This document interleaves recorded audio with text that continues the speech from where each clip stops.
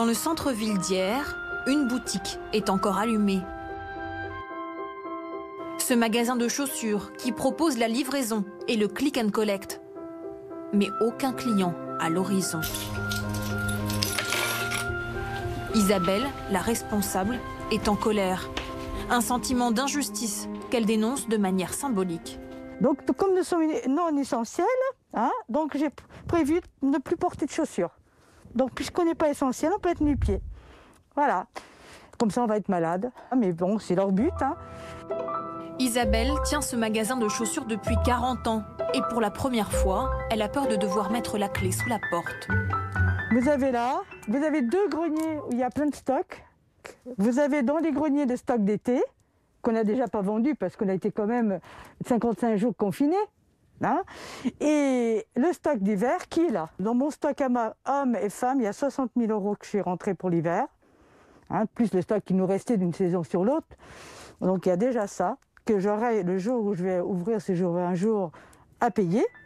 Avec le rayon enfant, elle doit 80 000 € à ses fournisseurs. La banque lui a déjà fait crédit une fois et elle ne veut pas en contracter un deuxième. À la limite, je préfère solder et tout fermer parce que si vous faites un deuxième crédit, il faudra bien le payer. Donc je vais encore endetter la société, c'est hors de question. Isabelle demande à rouvrir via un système de rendez-vous pour que ses clients puissent venir à tour de rôle en respectant les gestes barrières.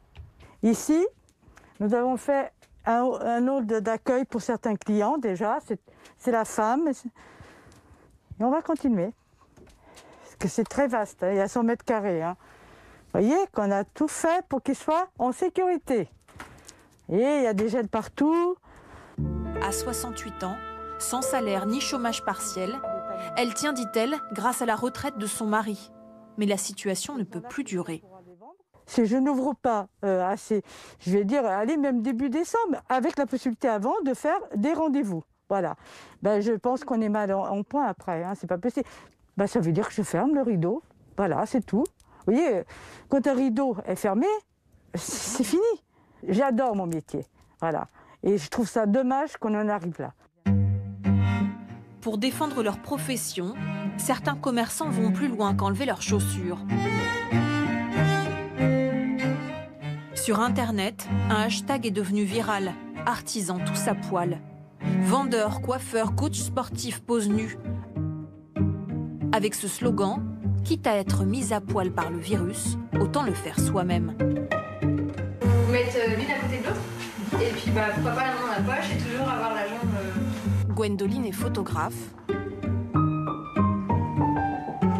Elle aussi n'a pas hésité à se mettre à nu pour la bonne cause. Alors moi, je fais partie de ce mouvement-là, tout simplement pour dénoncer l'incohérence en fait dans les fermetures des entreprises. Ce que je comprends pas, c'est que des grosses entreprises restent ouvertes et brassent du client, alors que nous, en fait, petits studios, petites entreprises, on accueille sur rendez-vous, on s'est modéré et puis les mesures sont beaucoup plus respectées.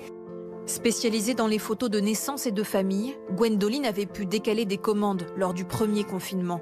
Mais cette fois, cette auto-entrepreneuse n'a aucune solution. J'avais beaucoup de séances, notamment les séances de Noël, qui sont pour nous un certain palier dans le chiffre d'affaires de l'année. Et aujourd'hui, on ne peut pas les honorer à cause de ce confinement-là. Donc on s'assoit sur un chiffre d'affaires conséquent.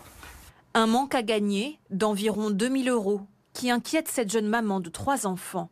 Je le vis mal parce que je suis une mère de famille et qu'il y a Noël qui arrive et que forcément on veut faire plaisir à nos proches avec les cadeaux de Noël, les repas de Noël, etc.